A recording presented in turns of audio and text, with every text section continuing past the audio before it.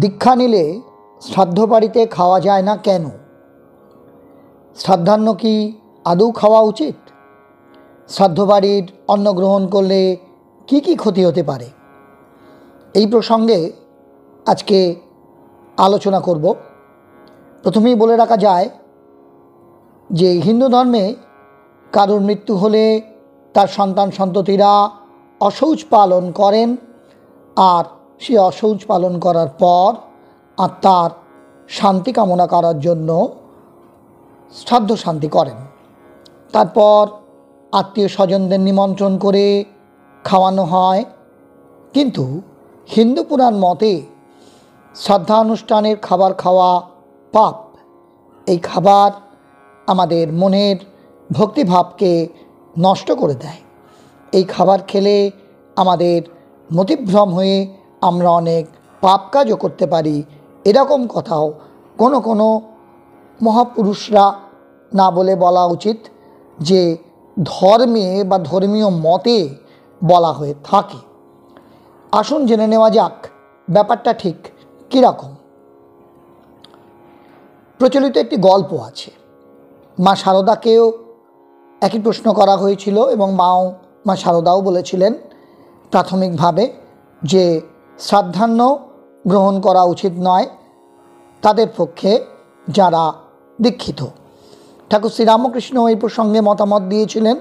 তিনি বলেছিলেন যারা দীক্ষা নিয়েছেন অর্থাৎ যারা দীক্ষিত তাদের মনের যে পরিবর্তনগুলো সাধন ক্রিয়ার সঙ্গে যুক্ত, সেই মনে কিছুটা প্রভাব পড়ে দীক্ষার পরে যদি তিনি শ্রাদ্ধান্ন গ্রহণ করে থাকেন। এই বিষয়ে একটা দীর্ঘায়িত আলোচনা করা যেতেই পারে। যাই হোক, যে কথা বলছিলাম, মা শারদা সেই প্রচলিত গল্পটি অবতারণা করেছিলেন। মা শারদার কথানুসারে সেই গল্পটি সেরকম, যেটি খুবই প্রচলিত এবং একটি বৈষ্ণবরাও এই গল্পটি বলে থাকেন এবং বৈষ্ণব সম্প্রদায়ের মানুষেরা শ্রাদ্ধান্নকে একেবারেই প্রায় এড়িয়ে চলেন। যাই হোক, সে গল্পটা এইরূপ, সেটা আগে শুনে নেওয়া যাক। অনেকে বলেন যে গল্পটা একটি সত্য ঘটনা। যাই হোক, গল্পটা কীরকম, অনেক সাধুরা এই গল্পটা বলেন। একবার এক সাধু ঘুরতে ঘুরতে এক গ্রামে এসে পৌঁছান। সন্ধেবেলা তিনি সেই গ্রামের এক মন্দিরে আশ্রয় নেন। সাধুরা যারা পরিব্রাজন করেন, এখানে ওখানে যান, তারা সাধারণত কারুর বাড়িতে থাকেন না বা শয়ন করেন না। কোনো আশ্রম বা মন্দির থাকলে সেখানেই থাকেন, আর মন্দির সব গ্রামেই সব স্থানেই থাকে।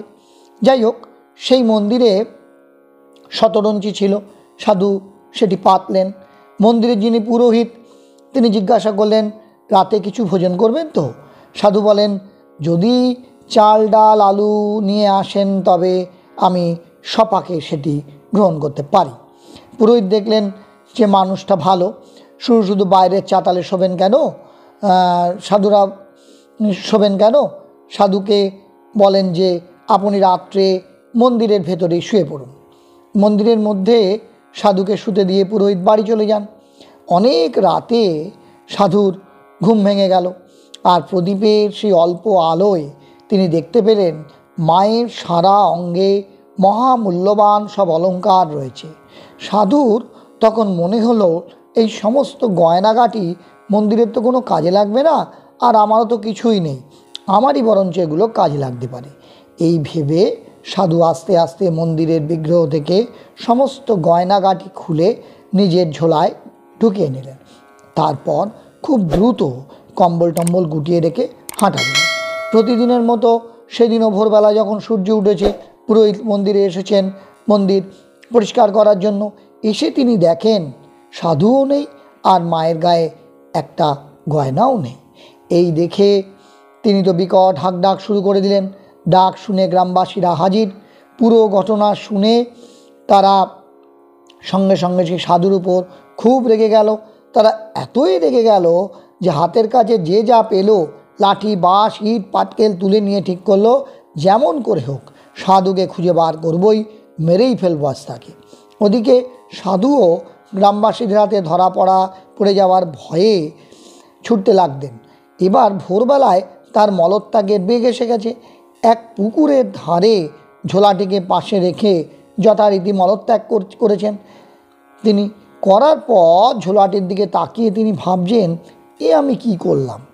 আমি সাধু হয়েছি, ত্যাগের জীবন বেছে নিয়েছি, শেষে কিনা আমি মন্দিরের গয়না চুরি করে পালাচ্ছি। শেষ পর্যন্ত আমার এই হাল হলো, এতটা অবনতি হলো। আমি তো কোনো দিন ভাবতেও পারিনি যে কখনো চুরি করতে পারি। তিনি ভাবতে লাগলেন যে কেন আমার এমন হলো। যাই হোক, তিনি অনেক ভেবে ঠিক করলেন যে যা হয়েছে হয়েছে, মার খেতে হয় তো তাও খাবো, জেল খাটতে হয় তো জেলেই যাব, এই বলে সাধু আবার সেই গ্রামের দিকেই ফিরতে লাগলেন। এদিকে গ্রামবাসীরা সবাই যখন মার মুখ হয়ে বেরিয়ে পড়েছে, তারা দেখে যে সাধু নিজেই ফিরে আসছেন। সেই দেখে উপস্থিত বিজ্ঞজনেরা বললেন, ওকে মেরো না, ও যখন নিজেই ফিরে আসছে, আগে শোনো কি বলতে চায়। সাধু ফিরে এসে ঝোলাটা পুরোহিতের হাতে দিয়ে বললেন, আমাকে মারার আগে একটা কথা তুমি বলো যে তুমি কি শ্রাদ্ধের পুজো করো? পুরোহিত বললেন, হ্যাঁ করি। সাধু তখন জিজ্ঞাসা করলেন, তুমি কালকে আমাকে যে চাল ডাল আলু দিয়ে গেলে, সেগুলো কি শ্রাদ্ধ থেকে পাওয়া? পুরোহিত বলল, হ্যাঁ, শ্রাদ্ধ থেকে এগুলো পাওয়া। তখন সাধু জিজ্ঞাসা করলেন, কবে মারা গেছে সে? সাধুর প্রশ্নে পুরোহিত বলল, এই দিন চারেক আগেই সে মারা গেছে। সাধু আবার জিজ্ঞাসা করলেন, কেমন লোক ছিল সে? সবাই সঙ্গে সঙ্গে বলল, ভীষণ দুর্নীতিগ্রস্ত লোক, মহা চোর ছিল সে। সাধু নিজেও বুঝলেন ব্যাপারটা, উপস্থিত সকলকেও বোঝালেন। সাধু শ্রাদ্ধের অন্ন খাবার পরেই যখন মলত্যাগ করলেন, শরীরের মধ্যে থেকে খাদ্যের দোষ ও প্রভাব অনেকটা কেটে গেল। শ্রাদ্ধের অন্নের প্রভাব খুবই শক্তিশালী হয়। অর্থাৎ সাধুর কথা অনুসারে বলা যায় যে এই শ্রাদ্ধের অন্নের প্রভাব এতটাই শক্তিশালী হয় যে যখন তা কেউ গ্রহণ করেন, তার অন্নের সঙ্গে শরীরে ও মনে সেই বস্তুটির ক্রিয়া শুরু হয়ে যায়। যেমন সেই অন্ন, যেমন ধরে নেওয়া যাক কোনো ব্যক্তি খুব একটি ভালো ছিলেন না, বেশ কিছু পাপ কাজে লিপ্ত থাকতেন। সেই মৃত্যুপথ যাত্রীর সংস্কার, কামনা ও বাসনা যেহেতু খুব তীব্র থাকে, তাই সেই খাদ্যের প্রভাবও খুব দ্রুত অনুভব করা যায়। বিশেষ করে মৃত্যুর সময় এগুলোর তীব্রতা আরও বেশি থাকে। মানুষের যখন মৃত্যু হয়, তখন জীবনে কি কি করতে পারলাম না, আর শরীর ও মনের যে সকল বাসনাগুলো ছিল, সেগুলো আরও প্রবল হয়ে ওঠে, কারণ সেগুলো পূরণ না করেই শরীর চলে যাচ্ছে। মৃত্যুর পরে সেই অবস্থায় তার প্রেতজনী বা সূক্ষ্ম শরীরটা থাকে। নিবেদন করা খাদ্যে তার প্রচণ্ড লোভ থাকলেও সে সেটা খেতে পারে না, কারণ তখন সে শরীরে নেই। কিন্তু খাদ্যের সাথে যে শুধু স্থূলযোগই থাকে তা নয়, মনেরও যোগ থাকে। যেমন ধরে নেওয়া যাক কোনো বাড়িতে অনেক ভালো মন্দ খাওয়ার পরেও আপনি দেখলেন যে ঠিক খাওয়ার তৃপ্তি হচ্ছে না, তাহলে তার কারণ সেই বাড়িতে যেভাবে উপার্জন করা হয় এবং রান্না করা হয় তার তামসিক। আবার সেইভাবে ওই খাবারটা দূষিত হয়েছে বলে খাদ্য শরীরে প্রবেশ করে আর মনকেও কিন্তু প্রভাবিত করে। আবার হয়তো কোনো বাড়িতে সাদামাটা ডাল ভাত আলু সেদ্ধ খেয়ে দেখা যায় মনের মধ্যে একটা তৃপ্তি ও আনন্দ পাওয়া যায়। তার মানে জানতে হবে সেই বাড়িতে যেভাবে উপার্জন হয় তা সৎভাবে হয় এবং একটা সেবা ও ভালোবাসার মন নিয়ে রান্না করা ও খেতে দেওয়া হয়। সুতরাং খাদ্যের সাথে মনের একটা সম্পর্ক থাকে। যাই হোক, এই হলো সেই গল্পটি। এরপরে আমরা জেনে নিই যে মহাভারতে কি বলা হয়েছে এই শ্রাদ্ধান্ন সম্বন্ধে। মহাভারতে অনুশাসন পর্বে লেখা আছে, মৃত্যুভোজ কর্মচঞ্চলতা কমিয়ে প্রৌঢ়ত্ব প্রদান করে। যে পরিবার মৃত্যু নামক বিপদের সম্মুখীন, সেই প্রবল বিপত্তির সময় সেই পরিবারের পাশে দাঁড়ান। টাকা পয়সা থেকে শারীরিক ও মানসিকভাবে তাদের সব রকম সাহায্য করুন, কিন্তু 11 কি 13 দিনের শ্রাদ্ধ বাড়ির খাবার পরিত্যাগ করুন। এই প্রসঙ্গে বলা যায় যে মহাভারতেরই প্রসঙ্গ এটি। মহাভারতের যুদ্ধ আসন্ন। শ্রীকৃষ্ণ দুর্যোধনের প্রাসাদে গিয়ে যুদ্ধ না করার অনুরোধ করেন ও সন্ধি প্রস্তাব রাখেন, কিন্তু দুর্যোধন সেই প্রস্তাব প্রত্যাখ্যান করেন। শ্রীকৃষ্ণ মনে কষ্ট পান এবং তিনি সেখান থেকে ফেরত যাবার জন্য উদ্যত হন। সেই সময় দুর্যোধন শ্রীকৃষ্ণকে খাবার খেয়ে যেতে অনুরোধ করেন। তাতে শ্রীকৃষ্ণ বলেন, সম্প্রীতি ভজ্জানি আপদা ভজ্জানি বা পুনঃ, অর্থাৎ যে খাওয়াচ্ছে আর যে খাচ্ছে দুজনেরই যদি মন প্রসন্ন হয় তাহলেই খাবার খাওয়া উচিত। কিন্তু যিনি খাওয়াচ্ছেন আর যিনি খাচ্ছেন তাদের মনে যদি ব্যথা বেদনা থাকে সেই পরিস্থিতিতে কখনো ভোজন গ্রহণ করা উচিত নয়। হিন্দু ধর্মে 16টি সংস্কার তৈরি করা হয়েছে। প্রথম সংস্কার গর্ভধারণ এবং ষোড়শ সংস্কার অন্ত্যেষ্টি। সপ্তদশ সংস্কার তৈরি করাই হয়নি। তাহলে শ্রাদ্ধের সংস্কার এলো কোথা থেকে? কোনো ধর্মগ্রন্থে শ্রাদ্ধের বিধান নেই বলেই অনেকে বলে থাকেন, কিন্তু আমাদের সমাজে ঈশ্বরই একমাত্র ভরসা। মহর্ষি দয়ানন্দ সরস্বতী, পণ্ডিত শ্রীরাম শর্মা, স্বামী বিবেকানন্দ ইত্যাদি মহান পুরুষেরা শ্রাদ্ধ অনুষ্ঠানের জবরদস্ত বিরোধিতা করেছেন আজীবন। যাই হোক, এই প্রসঙ্গে আরেকটি বক্তব্য দিয়েই আজকের আলোচনা শেষ করব। এই শ্রাদ্ধান্ন প্রসঙ্গে আমরা বিংশ শতাব্দীর মহান দার্শনিক তথা ধর্মগুরু শ্রী শ্রী আনন্দমূর্তিজি যা বলেছেন সেটি একটু খেয়াল করি।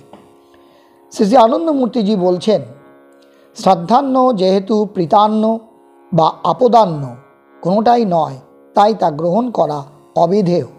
অর্থাৎ শ্রাদ্ধের অন্ন কারো গ্রহণ করা উচিত নয়, কেননা সে ভালোবেসে আদর করে কাউকে এখানে খেতে দিচ্ছে না, তাই এটা প্রীতান্ন নয়।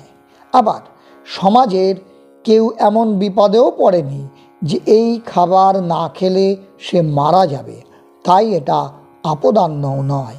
তাই কেন আমরা এই শ্রাদ্ধান্ন শোকের অন্ন গ্রহণ করব?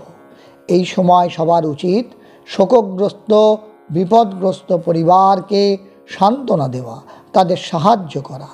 কিন্তু যেখানে সমাজের উচিত শোক সন্তপ্ত পরিবারকে সান্ত্বনা দেওয়া, তাদের এই মহার বিপদে সাহায্যের হাত বাড়িয়ে দেওয়া, তা না করে তাদের এই বিপদের সুযোগ নিয়ে তাদের নির্মমভাবে শোষণ করা হচ্ছে শত শত বৎসর ধরে।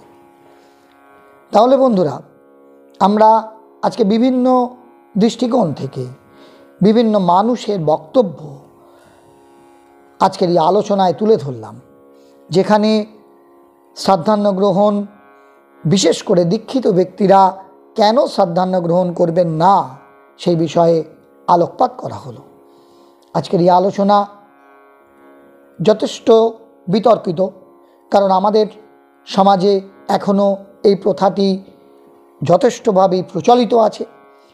এই প্রসঙ্গে সঠিক মতামত কী বা কী করা উচিত সেই প্রসঙ্গে আপনারা শ্রোতারা অবশ্যই মতামত দিতে পারেন। আপনাদের মতামত কমেন্ট বক্সে লিখে জানান। যাই হোক, আজকের এই আলোচনা যদি আপনার ভালো লেগে থাকে তবে অবশ্যই লাইক করবেন, আর আগেই বললাম কমেন্ট বক্সে আপনার সুচিন্তিত মতামত লিখবেন। সঙ্গে চ্যানেলটিকে সাবস্ক্রাইব করে আমাদের পাশে থাকুন।